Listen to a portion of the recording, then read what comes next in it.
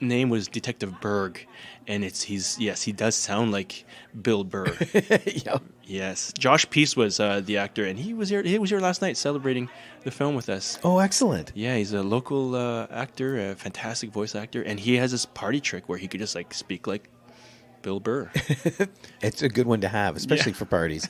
But you're right, Detective Harris. I'm so sorry, you said his name. Giles Panton. There we go. He nailed that, smooth cop voice in the interrogation. He goes, "Explain it to me like this, like just." Yeah, his performance was very subtle, and he could be powerful, he could be stern, but also empathetic, and also really cool. He sounds cool.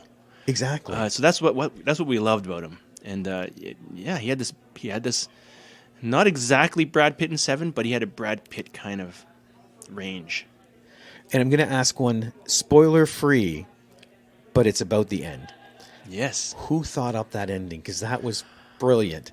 Oh, yes. Okay, the ending. Okay. How do I? Because hopefully your audience has seen it. Who thought of the ending? Well, this is it. We can talk about it without saying it because then the people that have watched it will know what we're talking about. Yeah. But like I said, it was brilliant the way you set that up. So just to dig into the mythology of it, if you go before Santa Claus, it's Saint Nick, Kris Kringle, Father Winter.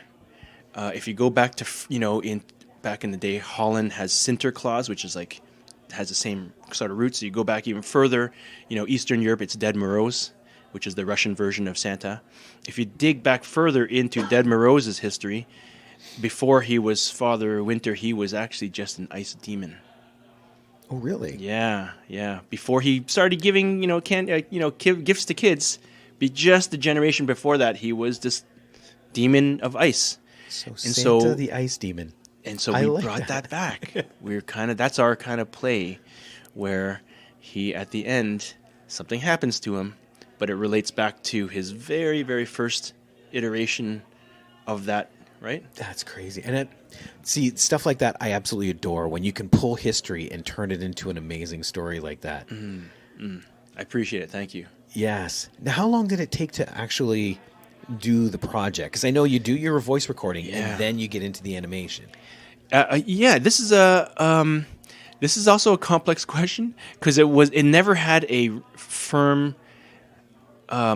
So we did this project with Lakeside Animation. That's a production studio. In our company, Look Mom partnered with Lakeside.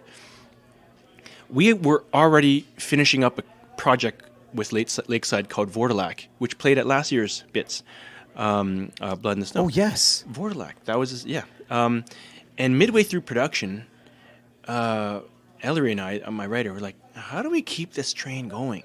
Because we want to work more with these Lakeside guys.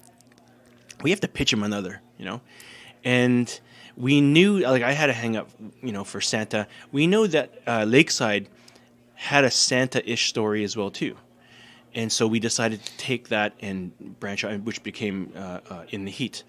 But Ellery and I, for around a year, we talked about story. How do we do this? How do we do this? How do we fix this? And then all of a sudden, one day, he goes, I wrote it. I wrote it all out. This was like a year after, we started talking about it. Let's just give it to Lakeside, see what happens. Let's pitch it to them. And that's kind of unheard of, right? Like, for someone to go out and write, 20 pages of pretty good, script. We didn't change much of it, but it was almost a final version. We pitched it to them, and the owner of Lakeside says, yeah, we love it, let's do it. And then we're like, whoa, okay. He goes, but one condition.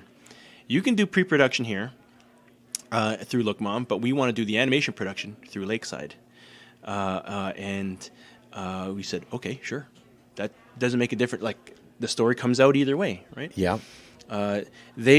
Lakeside specialty is the animation production side. Now, just to clarify that, pre-production is like writing, animatic storyboards, designs, doing preliminary designs. Production is getting into the nitty-gritty of animation. Okay. Rough animation, coloring, comp. Audio? Pardon me? Audio? Audio, we did audio on the pre-production side, Okay. and then there's post-audio that was done after all the animation. So you're right. There's pre-production audio and post-production audio for animation. So all in all, it took maybe around a year and a half, the whole thing, from the inception of me calling up Ellery, be like, hey, we got to do something with this. Let's try to think of something, centering around, Santa Claus being interrogated. I love the imagery of Santa Claus, sweating, and just being grilled by these two asshole cops. Right? And that was something that I've always wanted to do in my career, is take like icons and just mess with it. Right? Something iconic and just mess with it. And beautiful job. Beautiful job.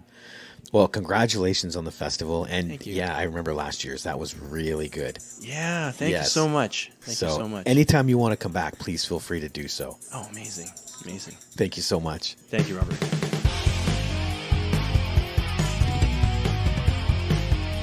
Join us next time for Blood in the Snow Radio. Bits Radio is a production of Three Evil Cats Productions in association with the Blood in the Snow Canadian Film Festival. For more information and to listen to other episodes, visit bloodinthesnow.ca and tweet us at BitsFilmFest. Music by Jan Gorman, produced and edited by Kelly Michael Stewart. I am Eduardo Correa Lima. Till next